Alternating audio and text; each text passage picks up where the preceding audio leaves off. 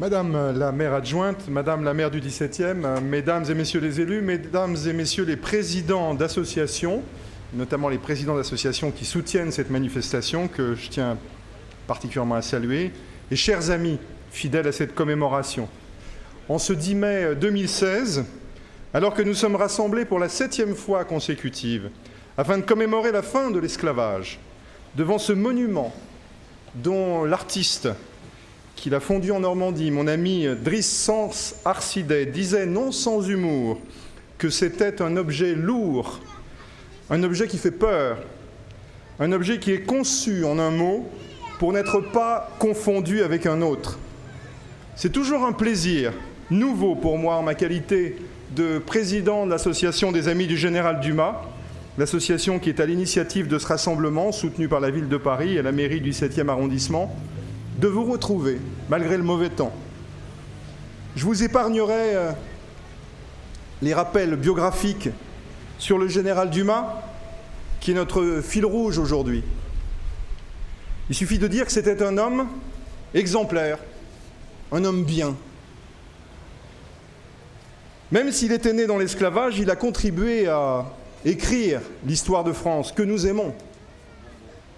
Et que son nom, comme celui de tant d'héroïnes et de héros ayant une histoire analogue, a été effacé du panthéon national à cause du racisme, de la négrophobie qui gangrène sournoisement et plus que jamais notre pays.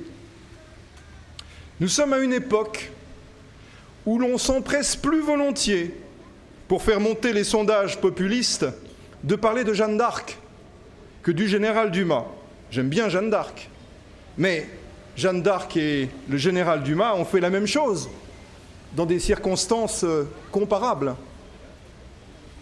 Le général Dumas, qui s'est signalé, outre ses exploits militaires, par son humanité, est notre symbole, parce que nous partageons ses valeurs, et parce que c'est à travers ces héroïnes et ces héros oubliés ou occultés de notre histoire, qui sont nés dans la servitude et qui ont affronté les préjugés, qui ont affronté le racisme, qui ont affronté la discrimination, qu'on peut le mieux commémorer l'esclavage, en rassemblant tous les Français, même celles et ceux qui ne veulent peut-être pas qu'on leur rappelle que la France a été esclavagiste, mais qui sont attachés à la famille Dumas, sans savoir d'où elle vient, ni ce qu'elle a subi, ou peut-être parfois en faisant semblant de ne pas le savoir. Je tiens à cet égard à saluer particulièrement l'armée française, représentée ici par la musique principale de l'armée de terre, l'armée française qui n'a pas oublié que le bras armé de la République a toujours été attaché à l'égalité, sans distinction de couleur ni d'origine, et qui, par sa présence, chaque année, nous rappelle, en ces temps troublés et douloureux, que le sang des soldats qui se sacrifient pour leur patrie n'a qu'une couleur, et qu'il est rouge pour tout le monde. Je vous épargnerai les banalités sur l'esclavage. Il suffit de dire que l'esclavage dont nous commémorons la fin aujourd'hui, c'est l'esclavage criminel d'État. L'esclavage officiellement raciste, organisé, subventionné, codifié, froidement et cyniquement inscrit au cœur d'un système économique et politique, tel que la France l'a pratiqué et encouragé plus de 200 ans entre le début du XVIIe siècle et le milieu du XIXe. Pas grand-chose à voir avec l'esclavage moderne, qui est bien sûr horrible, mais dont certains ont beau jeu de parler systématiquement tous les 10 mai pour minimiser l'esclavage transatlantique, pour minimiser cette déportation organisée, pour minimiser la mise à sac d'un continent, pour minimiser ce crime contre l'humanité qui a duré des siècles et concerné des millions de victimes. Et je dirais même pour minimiser, ce n'est pas le seul, mais pour minimiser un génocide, quand on sait que les survivants débarqués dans les colonies étaient voués à une lente extermination, ce qui était le moteur même du système, car il était plus avantageux de les tuer rapidement au travail et de les remplacer que de les faire vivre longtemps. C'est de cela dont il est question aujourd'hui, mais pas seulement. Commémorer la fin de l'esclavage à travers le général Dumas, c'est très bien, et nous le faisons tous les ans. Mais dans la mesure où l'État et les collectivités locales, à travers les élus, nous apportent leur aide et se trouvent ici représentés, au plus haut niveau, je crois que le moment est venu de dire clairement que cela ne suffit pas. Pour la 7e année consécutive, je dis et je répète que le bâtiment qui se trouve derrière nous, l'hôtel Gaillard, un vaste immeuble désaffecté appartenant à la Banque de France, une institution qui repose à l'origine sur l'esclavage, une institution fondée par une poignée de négriers, c'est comme ça. L'hôtel Gaillard doit devenir un centre d'Humas pour rappeler ce que fut ce moment désolant de notre histoire, à travers un musée de l'esclavage qui s'impose à Paris, mais aussi pour mettre en valeur les héros et les héroïnes discriminés de l'histoire de France, dont le général Dumas est l'exemple le plus significatif. Il y en a des dizaines, et les Français ne les connaissent pas. Ainsi, Severiano de Heredia, qui fut maire de Paris en 1879 et auquel la ville de Paris et la mairie de cet arrondissement ont rendu un hommage vibrant dans l'indifférence des médias. Voici quelques mois.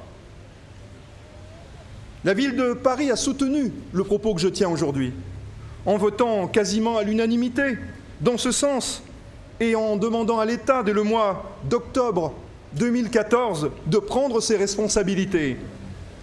J'ai écrit au président de la République à la fin de cette même année 2014 pour qu'une mission de préfiguration du centre d'Humas soit mise en place. 2014. On m'a répondu à la manière de Louis XIV, qui avait une formule majestueuse et bien utile. Je verrai. Le Premier ministre a pourtant fait un pas en déclarant il y a un an, jour pour jour, qu'il était favorable à ce qu'un dialogue s'engage dans ce sens avec la Banque de France. Mais la Banque de France a refusé tout dialogue, refusé toute entrevue, toute discussion, en déclarant qu'elle n'était pas concernée par l'esclavage et qu'elle maintenait son projet. C'est pourtant le président de la République qui a nommé en novembre 2015 le nouveau gouverneur de la Banque de France. L'a-t-il averti du projet de centre d'Humas ? Je prendrai le risque de répondre non. Mais aujourd'hui, nous sommes à la veille d'une élection présidentielle et il me semble que le moment est venu de faire passer un message à tous les candidats à cette élection présidentielle, y compris au président sortant, candidat ou non, président sortant qui a l'avantage encore de pouvoir agir utilement et justement pendant 11 mois. Ce message est extrêmement clair. Le centre d'Humas est aujourd'hui appelé par l'ensemble des associations de France concernées par la mémoire de l'esclavage. Ce que je dis et ce que je répète depuis 7 ans est maintenant relayé par plus de 100 ONG, et pas des moindres, dont certaines sont représentées ici, et que nous entendrons tout à l'heure. Ces associations forment un front unitaire, et elles disent quelque chose de très simple. Le centre d'Humas, c'est ici et maintenant. Elles disent « arrêtez de parler à notre place ». Elles disent « arrêtez de nous traiter comme des citoyens de seconde zone ». Elles disent « arrêtez de faire la sourde oreille » quand des personnalités de la République tiennent des propos racistes et odieux sur l'esclavage. Elles disent « arrêtez de désigner des bénis oui-oui ou des personnes illégitimes pour parler à notre place ». Elles disent « arrêtez de nous parler d'outre-mer quand on vous parle d'esclavage ». Plus de la moitié des Français d'outre-mer n'ont rien à voir avec l'esclavage. En revanche, beaucoup de gens qui n'ont rien à voir avec l'outre-mer sont concernés. Le temps des kermesses coloniales, des administrateurs qui croient savoir ce qui est bon pour les nègres, puisqu'il paraît qu'on dit comme ça aujourd'hui, le temps du doudouisme, du paternalisme, des journées Zouk Love et Boudin Accra est terminé pour nous. Nous prenons aujourd'hui notre destin en main et nous nous approprions cette journée du 10 mai, comme nous allons nous approprier le centre d'Humas. Cela veut dire, très clairement, que nous demandons au président de la République d'intervenir immédiatement auprès du gouverneur de la Banque de France pour que le projet illégitime et dispendieux de cité de l'économie et de la finance, de centre Picsou, si vous préférez, porté par la Banque de France avec l'argent public, soit enterré et que le bâtiment devienne le centre d'Humas. Si tel n'est pas le cas, l'association des Amis du Général Dumas, que je préside, et les associations ici présentes s'adresseront non plus seulement au président de la République, mais à tous les candidats à l'élection présidentielle pour que cette décision intervienne en mai 2017. Et nous tirerons toutes les conséquences de l'attitude des uns et des autres. Je voudrais dire aussi que j'entends des voix s'élever autour de moi. Et il est difficile à présent de faire la sourde oreille. Ces voix nous parlent de réparation. Après tout, s'il y a eu crime, comme le reconnaît la loi, est-ce que le mot de réparation, qui d'ailleurs a failli être inscrit dans cette loi, est un gros mot? Il ne me semble pas. On peut ensuite discuter sur la façon de réparer le crime. Mais je rappelle que la France a accordé en 1849 des réparations financières aux négriers pour la perte de leurs esclaves. Et rien aux anciens esclaves. Elle a été le seul pays au monde à faire cela.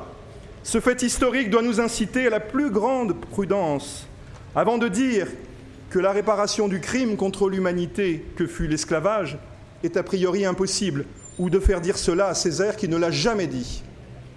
Bref, il est temps d'écouter les associations, d'écouter les personnes concernées par la journée du 10 mai, au lieu d'asséner avec l'arrogance de ceux qui croient tout savoir ce qui serait bon pour nous.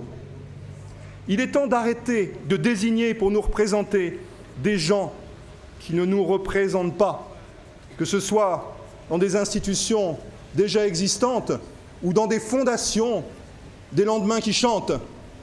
Il est temps de dire tout ce qui se fera pour nous, sans nous, se fera contre nous. Et il est temps aussi, en ce 10 mai, de dire qu'il faut réfléchir maintenant aux conséquences politiques que tout cela pourrait avoir. Je vous remercie.